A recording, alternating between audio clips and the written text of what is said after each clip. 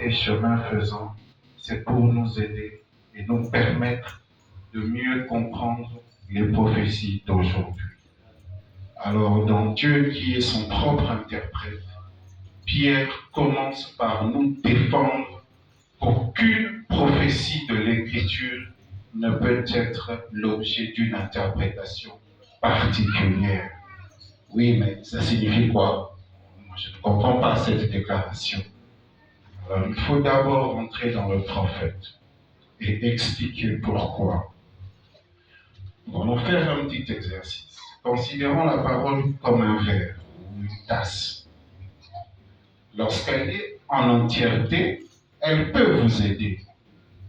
Mais lorsque vous la cassez, elle ne vous est plus utile. Et c'est ça avec la parole de Dieu. Lorsque vous l'avez en entièreté, elle vous aide. Elle guérira vos maladies. Elle vous donnera la prospérité sociale. Elle enlèvera vos âmes vers le Seigneur. Mais qui voudrait casser la parole? Personne. Mais lorsqu'elle fait l'objet d'une interprétation particulière, vous la cassez. Elle ne vous est plus utile. Et lorsque vous cassez la parole, vous obtenez la religion. La religion ne vous aidera jamais. Et nous voulons savoir comment Dieu interprète sa parole, parce que chaque religion s'appuie sur une portion de l'Écriture. Que ce soit le bouddhisme, le catholicisme, tout ce que vous voulez s'appuie sur la parole. Pas en entièreté, mais en partie. Parce que toutes ces religions ne sont que des interprétations particulières de la parole. Pierre avait interdit ça. Mais parce que les hommes n'écoutent pas, ils ont obtenu tout ce que vous voyez. Et à son époque, le frère Branham était confronté à ce problème de l'interprétation. Donc Dieu est son propre interprète, il dit, les gens disent donc l'interprétation. Je parlais il n'y a pas longtemps dans une réunion. Un homme m'a dit, il a dit, frère Branham, vous avez une mauvaise interprétation. C'est un problème qui revient à chaque fois. Lorsqu'une prophétie est donnée, les gens ne savent pas comment dire qu'elle est accomplie ou pas. Et quand celui-ci a son idée et l'autre a la sienne, on aboutit à la religion. Cette personne lui dit, vous n'interprétez pas ça correctement. Eh bien, nous entendons. Les gens vont chez les méthodistes et ceux-ci disent que les baptistes n'interprètent pas correctement. Les baptistes disent que les pentecôtistes n'interprètent pas correctement. Les pentecôtistes disent que les unitaires n'interprètent pas correctement. Les unitaires disent que les assemblées n'interprètent pas correctement. Et chacun dit que l'autre n'interprète pas correctement. Donc on se retrouve dans un cercle vicieux. Lui dit, Monsieur Branham, tu n'interprètes pas correctement. Quoi? La Bible. Et le méthodiste va dire au baptiste, tu as une mauvaise interprétation. Le baptiste dit au pentecôtiste, tu as une mauvaise interprétation. Mais au bon milieu, le croyant ne sait plus quoi penser. Et même si on entre dans le monde du message du temps de la fin, prenons par exemple un sujet, la seconde venue, par exemple. Celui-ci dira, ce n'est pas. Lui dira, c'est un processus. Lui va dire, c'est accompli. Lui dira, il est venu, mais il doit encore venir.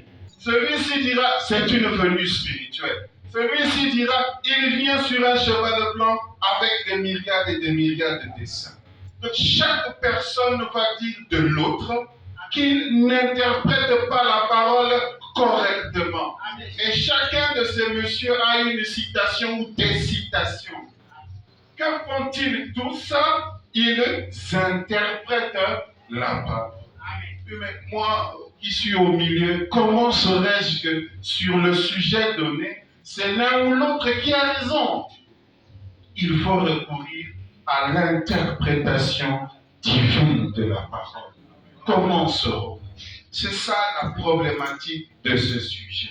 Et si j'abordais une prophétie, une autre personne viendra librement, sans contrainte, selon ce qu'il aura reçu du Seigneur, dire que c'est accompli ou pas, ou peu importe. On poursuit. Branham me dit, Dieu est son propre interprète. Il n'a besoin de personne pour interpréter pour lui. Il s'interprète lui-même. Qui est l'homme qui peut interpréter Dieu? Dieu est son propre interprète. Voilà, je ne comprends toujours pas. Eh bien, comme Pierre le dit ici, nous voyons qu'au commencement, quand Dieu a dit que la lumière soit, et la lumière fut, c'est cela qui en est l'interprétation. Donc, pour chaque point donné, si une prophétie est donnée, si une parole est sortie du Seigneur, il nous faut attendre que cette parole-là s'accomplisse. Et en ce moment-là, nous saurons ce que l'Éternel avait dans sa pensée. Quand Dieu dit une chose et que cela se manifeste, c'est donc là l'interprétation de Dieu, comme quoi sa parole est vraie. Donc pour chaque point, si demain nous entrons dans la prophétie, dans quoi que ce soit, il nous faudrait savoir quelle est l'interprétation de Dieu. Parce que sinon, on va aboutir à un chaos. Voyez, quand il a dit que la lumière soit, c'était d'abord dans sa pensée avant que la lumière n'existe. Alors, la parole, ce n'est qu'une pensée qui est exprimée. Donc, si tu veux savoir ce que je dis, attends, parce que les œuvres sont l'expression de la foi. Et c'est de cette manière-là que nous allons étudier chaque point pour nous habituer à la manière de Dieu d'interpréter. Quand il a dit que la lumière soit, la lumière a jailli dans les cieux. Voilà l'interprétation. Personne ne doit interpréter cela, car Dieu l'a dit, la chose s'est accomplie. Quand Dieu parle et que la chose se manifeste, c'est là l'interprétation de sa parole. Pourquoi l'homme ne peut-il pas voir cela? C'est un problème. Parce qu'on a le prophète qui a parlé, mais il y a toujours des opinions différentes. Pourquoi l'homme ne veut-il pas voir cela? Pourquoi les gens ne voient-ils pas cela? William Branham s'interroge. Quand Dieu fait une promesse, et que Dieu dise, au commencement dans la Genèse, il a assigné la portion de sa parole à chaque âge au fur et à mesure que les âges passaient du début jusqu'à la fin. Et au cours de ces âges, le monde ecclésiastique a tout embrouillé. Donc le problème, ce n'est pas vous. Le problème, c'est nous qui manipulons le feu divin. Et parmi nous, si nous allons dans une réunion des ministres, eh bien chacun sortira en disant de l'autre, celui-ci, il a un démon. Et c'est ça le problème qu'il y a au milieu. Et chaque croyant, lorsqu'on doit parler de la parole, il y a toujours des tensions. Et personne ne connaît la méthode d'identifier où se trouve la vérité et où se trouve le mensonge. Le monde ecclésiastique, tout embrouillé, les traditions et autres, et Dieu envoie toujours des prophètes sur la scène tout au long de l'Ancien et du Nouveau Testament. C'est toujours la même chose. Il faudra recourir au prophète. Et la parole du Seigneur vient au prophète. Et ça, nous le savons et le savons encore. Alors nous allons expliciter cette déclaration. Nous allons commencer par le langage de la création. Parce que les problèmes commencent dans la Genèse. Genèse 1 dit ceci, au verset 11. Puis Dieu dit que la terre produise de la verdure, l'herbe portant de la semence, des arbres fruitiers donnant du fruit selon leur espèce, et ayant en eux leur semence sur la terre. Et cela fut ainsi.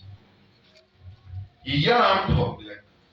Tu ne sais pas ce que c'est que la verdure. Attends de voir la verdure apparaître. En ce moment-là, tu sauras ce que Dieu a appelé la verdure. Tu dois attendre. L'herbe portant de la semence. Tu te promènes sur la terre, tu vois de l'herbe, et à un moment donné, tu trouves la semence de l'herbe. Tu te dis, ok, c'est que Dieu avait dans sa tête le blé. Lorsqu'il disait que la terre produise de la verdure, il pensait au blé. Quand il dit que la terre produise des arbres fruitiers, il pensait au manguier, il pensait au pommier. Donc tu dois comprendre une chose, c'est que la même parole qui a produit le pommier est la même parole qui a produit le manguier, c'est la même parole qui a produit le blé, et c'est la même parole qui a produit toute la forêt qu'il y a devant toi. C'est ça l'interprétation de la verdure. Et tu ne connais pas le nombre d'espèces d'arbres qu'il y a sur la terre. Ta botanique qui ne date que d'un siècle ne peut pas tout répertorier. Promène-toi dans ta forêt en Afrique, quand tu verras une plante, alors tu sauras. Dieu voulait dire ceci quand il a dit que la terre produise de la verdure. Mais lorsqu'on a affaire à un frère qui est dogmatique, frère, on a dit les herbes, on a dit les arbres, mais pas les fleurs. Oh! Mais puisque l'Écriture a dit fleurs, et l'Écriture n'a pas dit fleurs, ça a dit arbre et ça a dit herbe. Vous voyez? Mais, mon cher, lorsque moi je regarde ce qui existe, je réalise que la fleur a une tige qui est comme un tronc d'arbre et elle a des racines pareillement que l'arbre. Peu importe ce que toi tu appelles fleur, pour moi, ce n'est qu'une autre sorte d'arbre. Est-ce que le Seigneur a dit qui est la rose de Saron, qui est le lys de la palette, qui est ceci, et finalement il n'y aura pas de place dans cette Bible? Non! Il faut recourir à Dieu et son propre interprète. Parce que le frère est dogmatique, on a dit de la verdure. Oui, mais toutes les arbres ne sont pas verts. C'est quoi l'interprétation de sa parole? Et en ce moment-là, je sais que Dieu dit que la terre produise selon de la verdure. Tu te promènes, tu vois un arbre bizarre, un grand baobab bizarre, oui, c'est la verdure. Tu vois? Et puis, le problème, c'est que vous devez vous ouvrir à la parole. Parce que ce n'est pas simplement ça. Plonge ta tête en dessous de l'eau, tu verras qu'il y a aussi des plantes là. Et ça aussi, c'est que la terre produise de la verdure.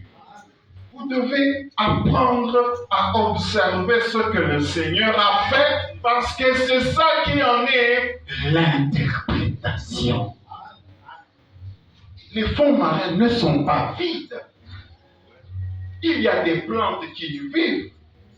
Et ça, puisque ça existe, c'est-à-dire qu'à un moment donné, une parole a été prononcée pour que ceci vienne à l'existence.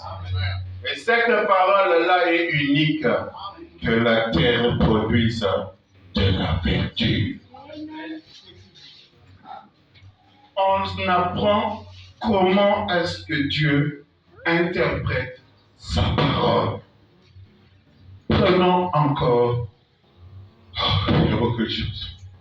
Prenons Genèse 1, 20. Dieu dit que les eaux produisent en abondance des animaux vivants. Oh là là. Plonge ta tête dans l'eau. Tu vas appeler ce poisson capitaine ou peu importe le nom que tu vas lui donner. Maintenant, tu comprends.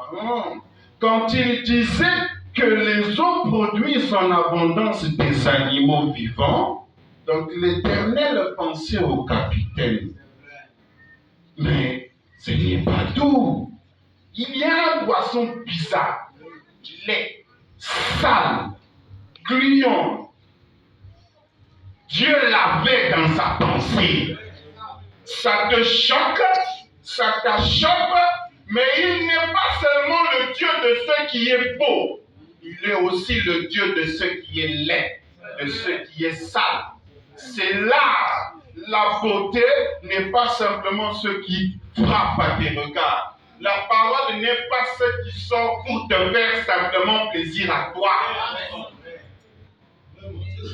Tu observeras un poisson multicolore, mais il est aussi le Dieu de l'effroi. Il est aussi le Dieu de l'épouvante.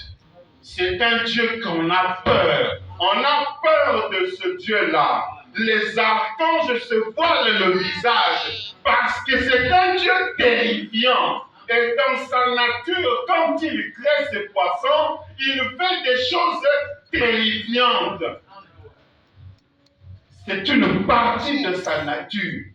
Il fait des choses effroyables. Il y aura des citations du prophète qui vont vous énerver. Il y aura des déclarations du prophète qui vont vous choquer. D'autres déclarations vont faire que vous abandonniez la parole et vous rentriez dans la dénomination. Il est le Dieu qui choque. Il a dit, j'ai mis en Sion une pierre. Et quiconque s'achoppera contre cette pierre, il ne restera rien de lui. Le Dieu de l'effroi. L'enfer qu'on décrit comme un endroit terrible, sale, un lieu de tourment, qu'aucune pensée humaine ne peut saisir. Oui, mais qui a créé cet endroit-là? C'est Dieu lui-même. Le ciel que William Branham décrit, le mot sublime ne conviendrait même pas. Qui a créé ça? C'est Dieu. Que les autres produisent en abondance. Mais c'est quel genre d'animal que tu avais en tête? Tout ça, c'est ça. Il faut mesurer la portée de cette parole-là. Il est le Dieu de la prière. Il est le Dieu du bizarre. Il est le Dieu de ceux qu'on ne comprenait pas. Et les gens qui ont marché avec Dieu ont dit, oh Seigneur, tes poissons sont là. C'est ça le Dieu que nous vous prêchons, le Dieu de l'univers. Vous vous direz, mais ça sert à quoi cet animal? Toi, tu ne sais pas, parce que ta connaissance, elle est petite. Mais lui qui l'a créé, il n'a jamais fait quelque chose au hasard. Il n'a jamais eu quelque chose qui ne fonctionne pas. Il n'a jamais eu une place de trop. Un animal qui va prendre la place de l'autre. Un prédicateur qui est supérieur à l'autre. Non, le Seigneur vous a créé dans sa diversité. Amen. Il n'y a pas, oh il contredit celui-ci, oh il contredit, non. Il n'est pas comme ça. L'Éternel Dieu est celui qui choque. Il est le Dieu du bizarre. Tu vas lire une citation, mais c'est bizarre. Et sa nature reflète son caractère. Et vous devez apprendre cela. Il est le Dieu de ce qui est saint, de ce qui est brillant, de tout ce que vous pouvez dire. Il poursuit que les oiseaux volent sur la terre et vers l'étendue du ciel. Oh, là encore, tu ne sais pas ce qu'est un oiseau. Attends de voir ce qui vole. Si tu sais et voir ce qui vole, alors tu sauras, oh, l'Éternel a fait ceci, l'Éternel a fait cela, et l'Éternel est merveilleux, oh, il est grand. Que les oiseaux volent, vous n'aurez pas assez de livres pour écrire l'interprétation de cela. Quand je dis, Dieu a créé cet animal, oui, j'interprète. Si je dis, Dieu a créé l'aigle, j'interprète. Nous interprétons. Mais nous interprétons quoi? Genèse, qui a dit que les oiseaux volent dans l'étendue du ciel. Même parmi les aigles, il y a des différences. Vous devez apprendre. Il y a certaines citations que vous connaissez comme signifiant ceci, mais il y aura un moment donné où il va prendre la même écriture et vous dire cette écriture-là signifie ceci. Vous direz, c'est une contradiction. Non, non. Ce n'est pas une contradiction. La même écriture qui a été interprétée comme ceci, et après quelque temps, lui-même l'interprète encore comme cela. Vous devez comprendre, parce que c'est ça qui était dans la pensée de Dieu. C'est ça la première étape de l'étude des Écritures. Connaître comment reconnaître l'interprétation. Il poursuit. Dieu créa les grands poissons, oh, et tous les animaux qui se meuvent. Quand on parle de grands poissons, on voit la baleine et on a beaucoup d'autres spécimens qui sont grands. On a par exemple des grands requins. Et ceci, les gens ne comprennent pas. Quand il a dit que Dieu créa les grands poissons, le frère dogmatique va vous dire, on n'a pas écrit Dieu a créé les petits poissons. Ok? Donc pour toi, c'est une question de taille. C'est-à-dire que lui, Dieu ne l'a pas créé parce qu'il tient sur un doigt. Parce que le frère dogmatique vous dit non, on a dit créa les grands poissons.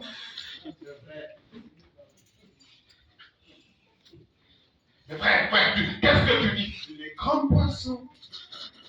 Oui, mais dans la nature, j'ai vu un petit poisson. Alors, c'est toujours que les hommes produisent. Vous voyez?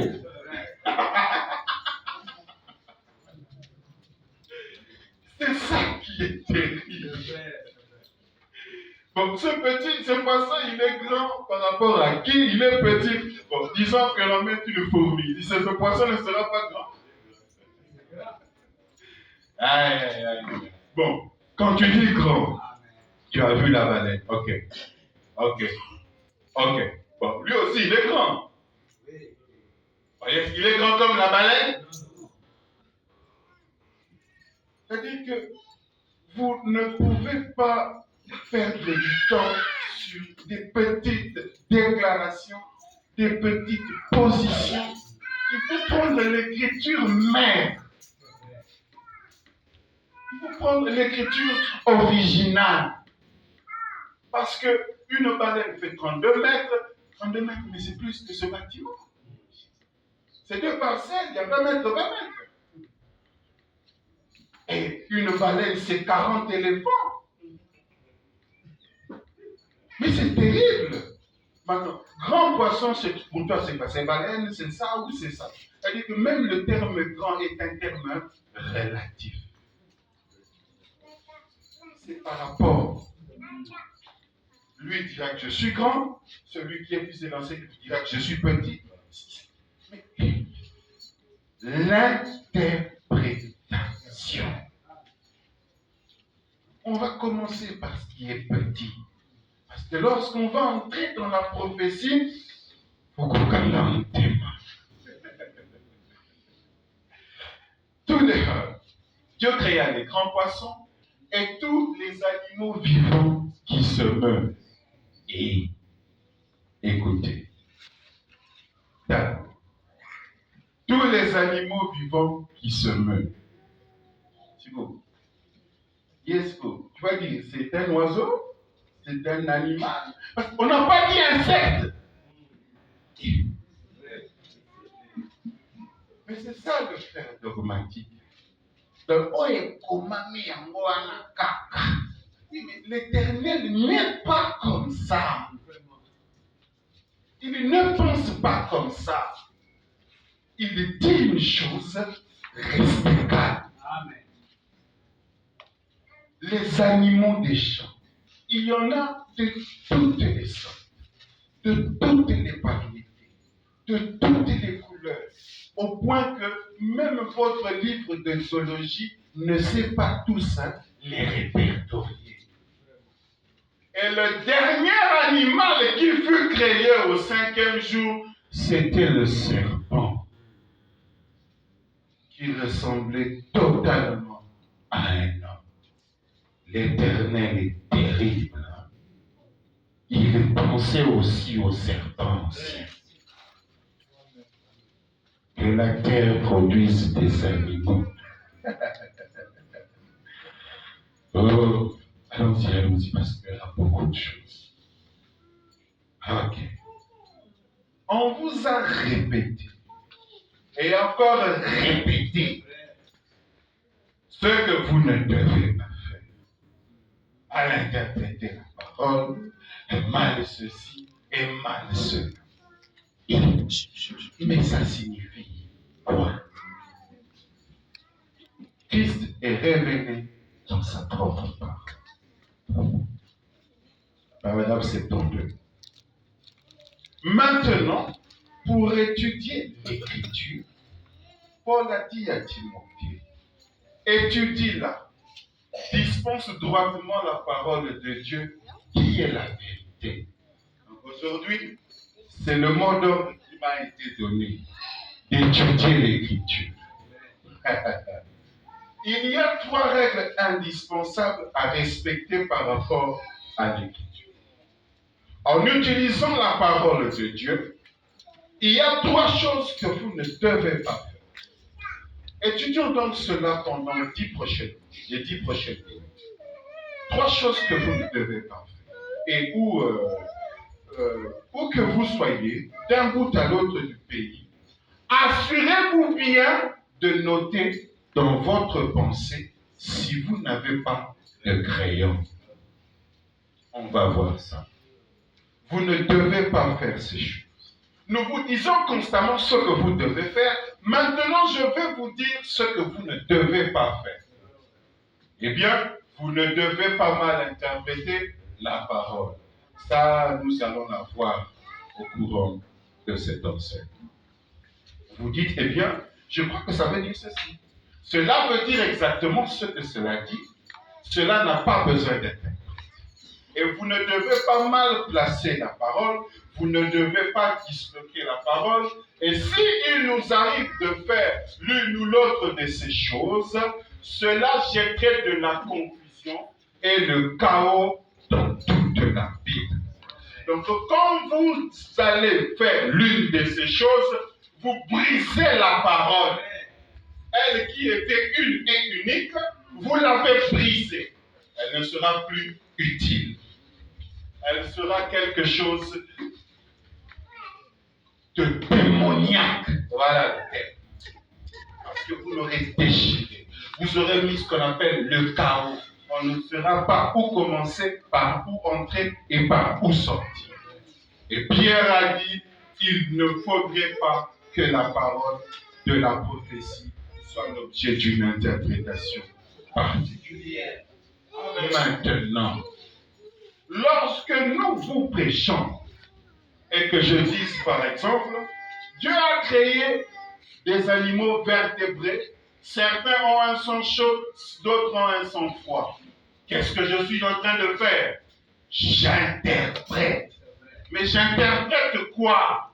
Que la terre produise des animaux en abondance. Parce que nulle part il n'est dit dans l'Écriture que Dieu a fait des animaux à sang chaud et à sang froid.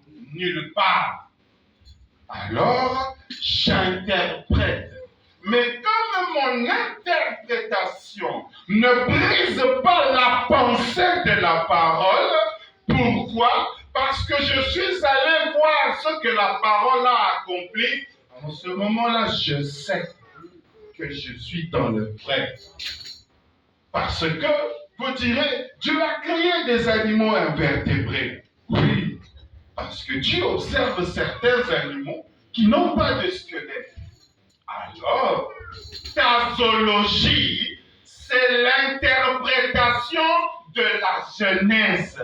Tu envoies ton enfant à l'école, tu payes le Minerval, tu achètes le livre Ce monde est merveilleux, il apprend des choses là-bas. Ce qu'il est en train d'apprendre, ce n'est rien d'autre que l'interprétation de la parole qui a dit dans Genèse que les eaux produisent, que les oiseaux volent, que des animaux rampent sur la terre.